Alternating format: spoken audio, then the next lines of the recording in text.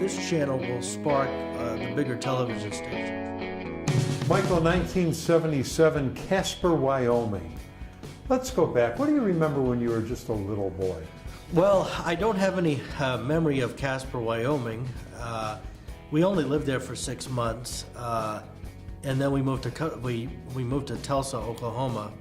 So was that a planned move while your mom was pregnant? My father was in the oil business, and he also before that, way before I was born, he served in Vietnam. Had 3 tours in Vietnam, and then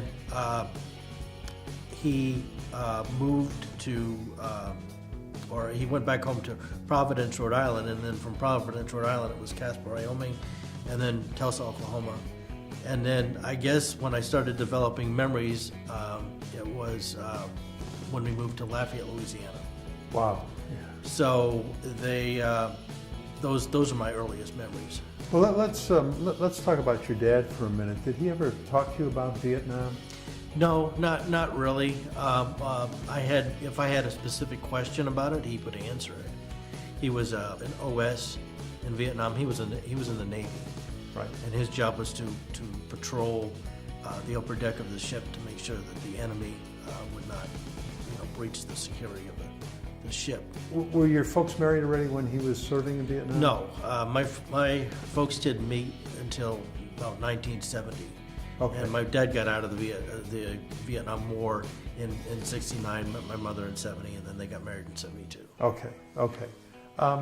So tell me, what was life like for you when you were just a little boy in Louisiana? Well, I tell you what, my earliest memories were playing with blocks and creating what I called, or what I thought was a university, making different buildings and things like that. And from a very early age, I kind of had this desire to go to college. I was diagnosed in Tulsa, Oklahoma, of having cerebral palsy because the doctor in Casper, Wyoming, had used forceps on me, which wasn't really all that an uncommon practice in 1977. But that caused me to I guess, acquire cerebral palsy, and what that is in a nutshell, it's a brain injury basically, and you can get it from either head trauma or oxygen deprivation.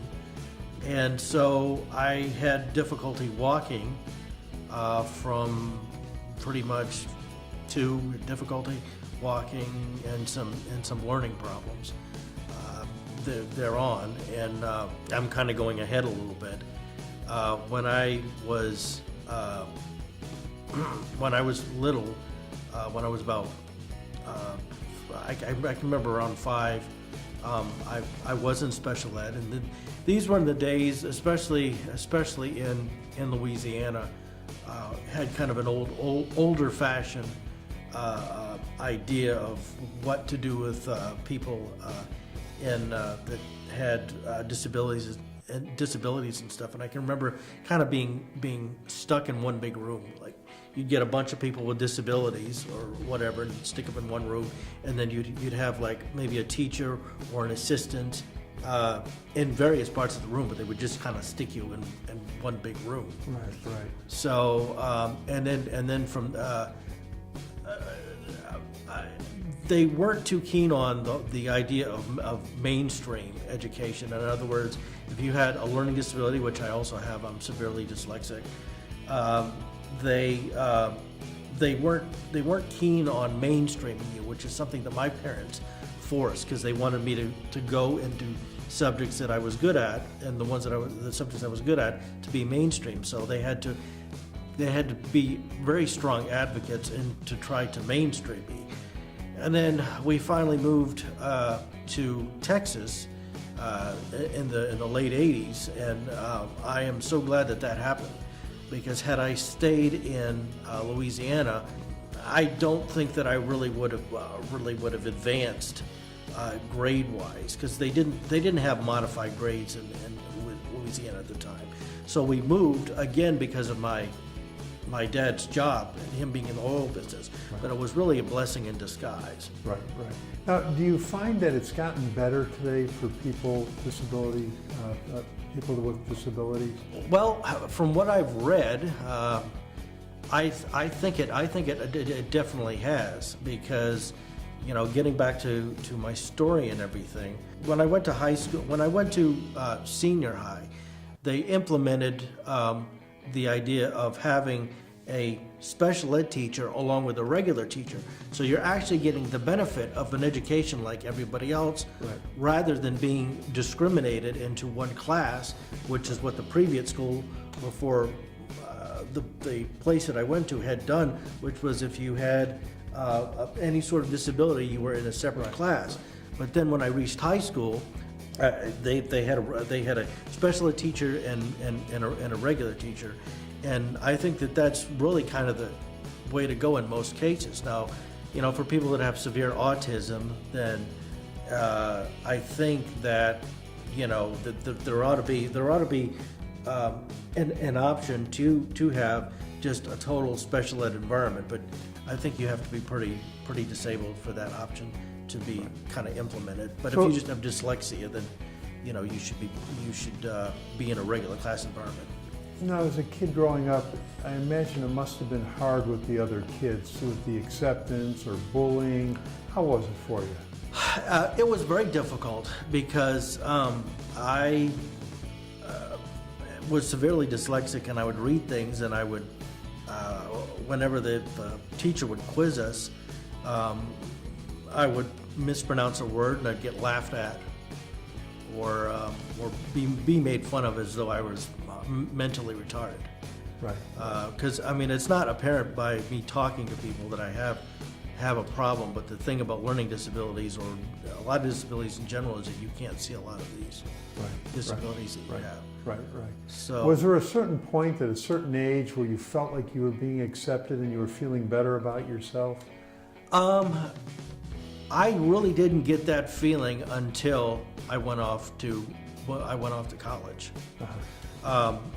Getting back to high school, I was totally obsessed, and I was very determined to make sure that I got very good grades. I started out with grades that they had something like S grades, which was kind of a modified grade. You would do the same work as everybody else, but maybe they wouldn't ask certain questions or whatever. Well, I wanted to get rid of that as part of a challenge, and again, I was met with resistance from high school, and they finally. My best subject at the time was English, so they finally said, "Well, okay, you're making good enough grades. We'll let you try this once, but if you fail, you're on your own." So I was able to get, you know, top grades in that, and but yeah, the bullying, I didn't find acceptance really until college. Right, right. What about your parents the whole time you were growing up?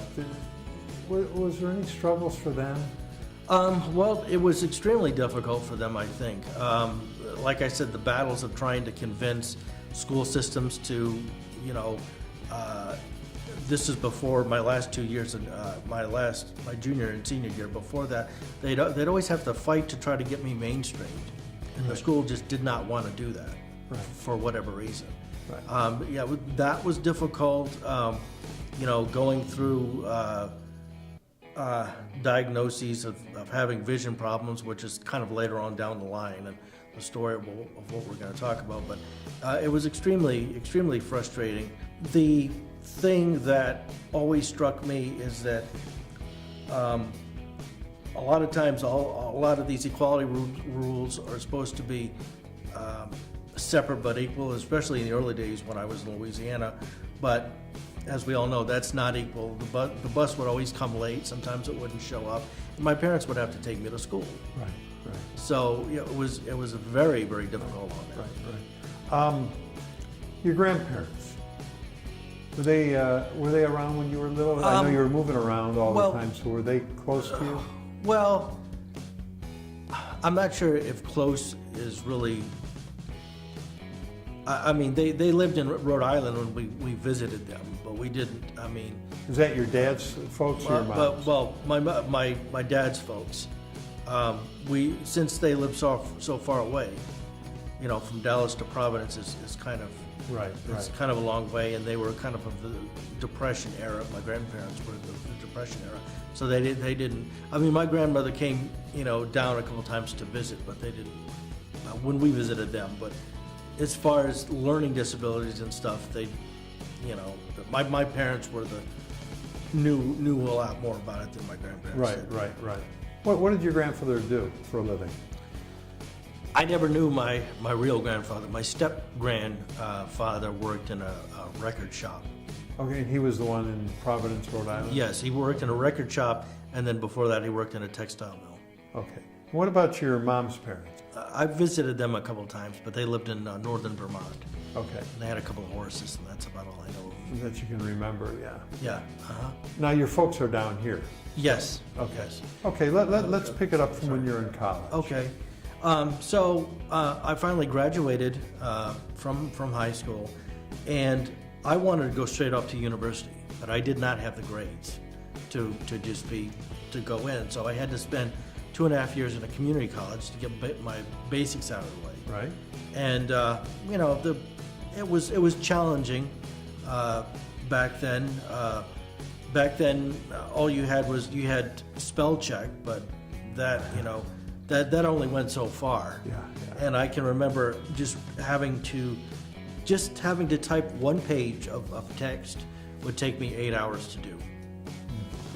But you know, I me being dyslexic, I had to have multiple drafts to try to write what I needed to write and make sure that everything was correct.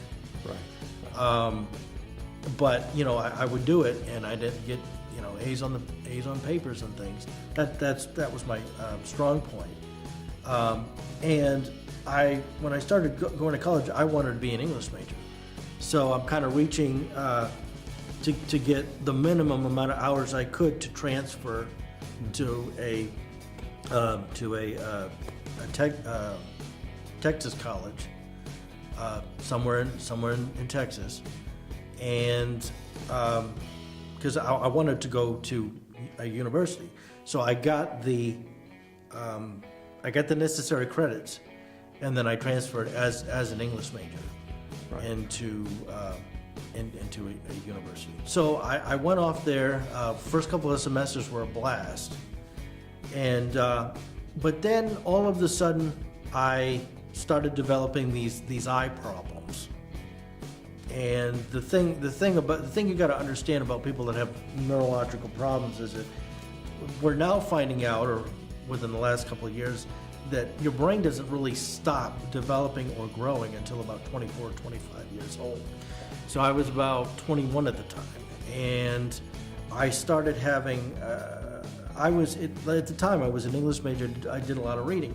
And then I found out that after about the first couple of semesters at university, I had immense difficulty reading, specifically tracking from left to right, and focus on you know, each line. I was a slow reader to begin with, but I'd like to try to give you an idea of what the difficulty I had. It would be like looking through a viewfinder of an old camera, and trying to focus. And every time I'd get to a beginning of a line, it would go in focus, out of focus, in focus, out of focus, multiple times. So actually increasing the font really didn't do much. As a matter of fact, it made things worse. So I like to call it me having a type of reading blindness. So as the reading load was getting increasing, especially for an English major, I found that I just couldn't keep up with it anymore.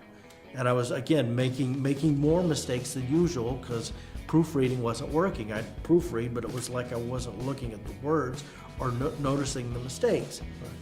So around 2001, I decided that I was going to change my major to a degree that didn't have the reading demands that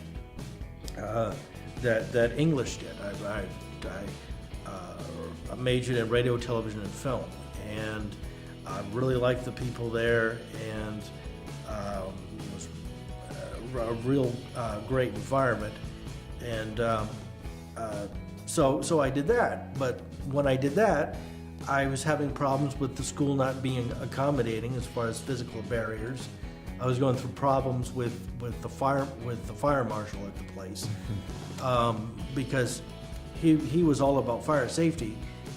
But when you think a lot about fire safety, the fire marshal didn't see how both could coexist. Right. Let me give you an example. The example would be like, let's say that I'm living in a sort of like an apartment type of environment where you have to go outside to go and use the laundry room. Well, he insisted that both of the doors be closed at all times. Well, I was in a motorized scooter. How am I going to open the doors? I couldn't open the doors. I'd have to get someone to do it for me, and half the time they couldn't do it, and so it was very difficult to do that. So that would be one barrier. The other barrier was, at the time, there was no push button apparatus thing on the door to the music building. I took a couple of courses in music. There were just a multitude of those kinds of things. Again, I can remember one time that I had special permission to leave my scooter at the college over Christmas break. We put a sign on there saying that this has to be plugged in, and I had permission for that to be plugged in. And we even had signs across the scooter saying, "Do not unplug. If you unplug this, then the batteries will drain." Well, guess what happened? Somebody got into the room and unplugged it and drained the batteries out. That was probably about one of the most infuriating things. Yeah. So I was having a lot of battles that I was having to go Right. through in order to get a degree. Plus, the person at the Disability Accommodations Office, which helps you have like extra time on test and everything, kept changing, what he considered reasonable and this, that, and the other. So, all in all, I was able to get a degree, but there was not a semester where I had to stop fighting for something because. Tell me what you're doing today. Well, what I'm doing today is I just created a YouTube channel. Good for you. It's called Michael B. Duff TV. Thank you, and it's a channel that talks about disability advocacy, the disability rights movement of the 1970s through the 1990s, and it just has various things like disability etiquette, and that's what we're doing right now. Yeah. So you're a big advocate for helping other people with disabilities to make them feel better about themselves and exist better. Yeah, more or less, or it's really designed for an educational channel. Right, I mean, right. The target audience is disabled individuals, but it's really a channel for everybody. The more people can know about the history of the disability rights movement, the better. Awareness is so important. Yeah, exactly. Well, one of the things while I was in college that I was rather kind of disappointed, or I just couldn't understand, is that we did a lot of studies, minority studies, about African Americans and gay rights activists and things of that nature. But nobody would ever mention, when they were talking about something historically, about people, the disabled movement. We never. That wasn't even in regular core history. Right. If you wanted to learn about that, you had to go off into a specialized branch of education. Right. But as far as the core was concerned, it wasn't. That wasn't part of education, and I'm hoping that one day it really will be. It's really necessary. So your YouTube channel, though, can be the start of movement. Yes, it can be the start of it, and I'm hoping that it is. And a well-needed movement. But I'm hoping that this channel will spark the bigger television stations for doing specials about the disability rights movement or about disabilities in general, is something that you live with, not necessarily for for an inspirational thing, although that's important in its own right. But so yeah, that's something.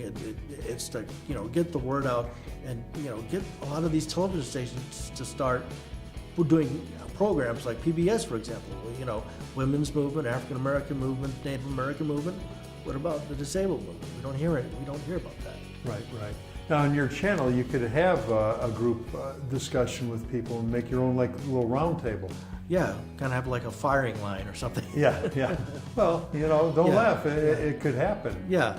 So where do you see your YouTube channel 10 years from now? Oh boy, 10 years from now.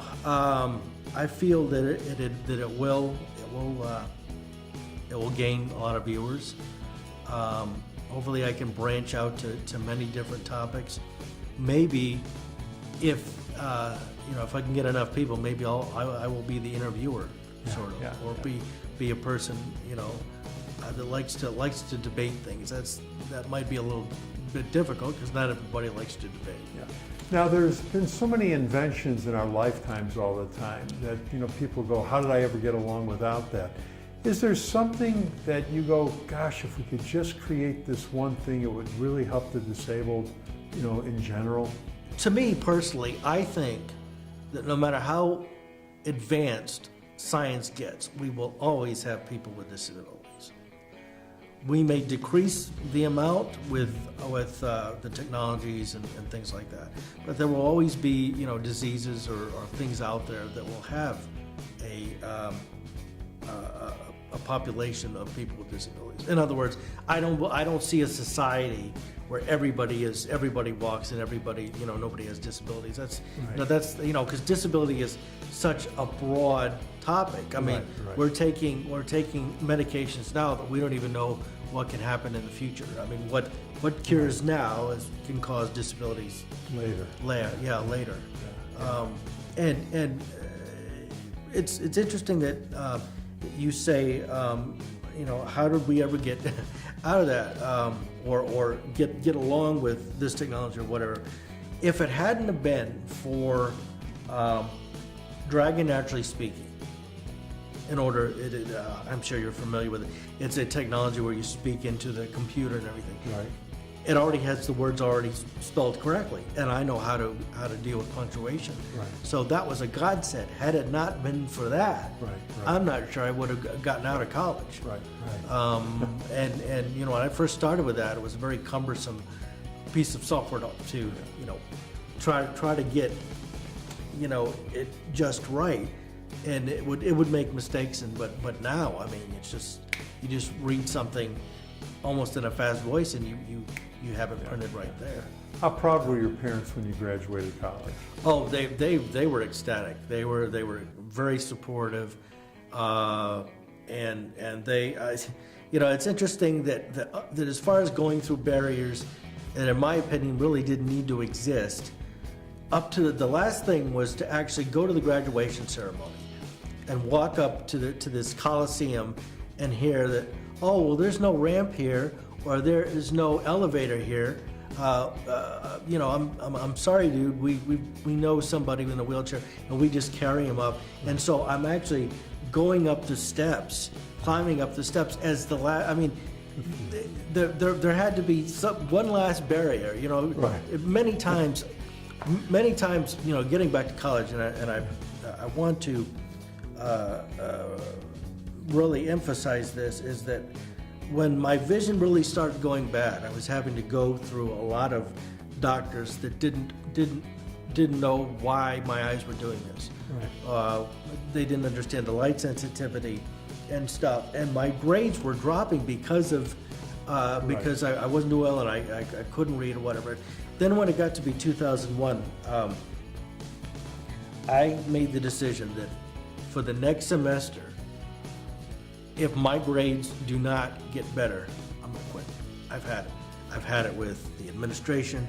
I've had it with disability accommodations office. I've had it with all these different things, and I'm not going to pursue this anymore.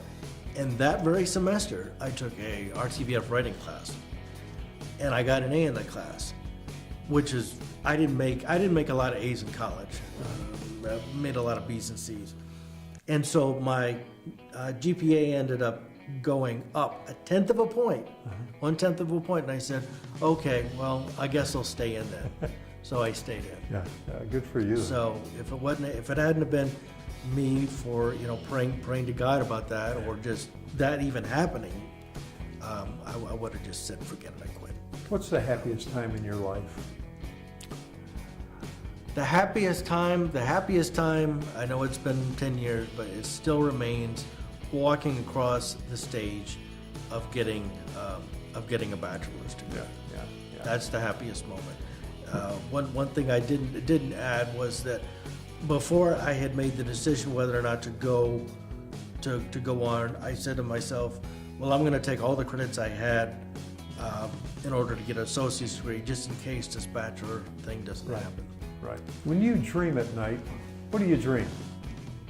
I dream of a world where people are much more aware of people with disabilities, what they have to go through, the history of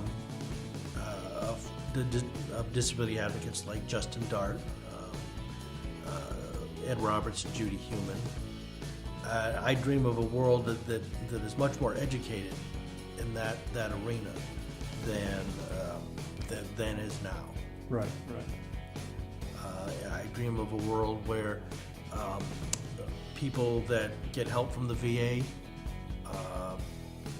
don't have to go through so much red tape.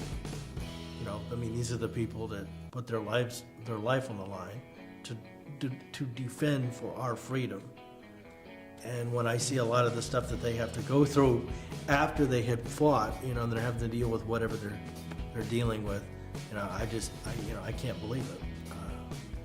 Did you ever think of getting political, contacting congressmen, congresswomen? Did that ever? Well, to me, educating people about disability rights, about disability education, that is being an activist in my mind. I am not the type of individual, or I don't have the type of personality, nor am I really interested in as being the guy with the picket sign and out there and being against the establishment and things like that. I'm not that type of person. I would much rather prefer to write letters, be a diplomat, rather than we want this now, and if you don't do this now, we're gonna blah blah blah. Right. There are groups like that. Right. But that's what I see myself doing as an advocate, because education is invaluable. Right.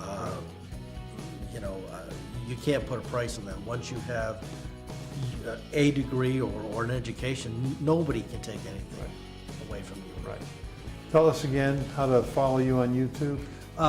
Well, it's all you have to do is go to YouTube and put Michael B. Duff TV in the search box, and you'll be at my channel.